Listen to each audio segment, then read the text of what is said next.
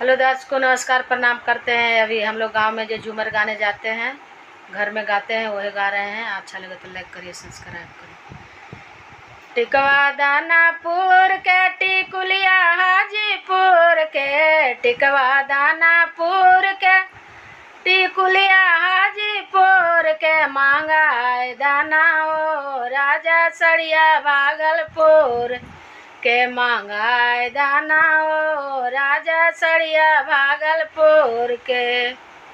साड़िया पे आनिया माँ चलली बाजारिया रे, चलली बाजारिया सारा वे लोग ओ पियवा मार ले नजरिया, सारा वे लोग ओ पियवा मार ले नजरिया। आइले पुलिस वाला गवले हाथ कड़ियाला, गवले हाथ कड़िया से ले गैले ओ पियवा बेउर जेल खाना माँ से ले गैले ओ पियवा बेउर जेल खानावा।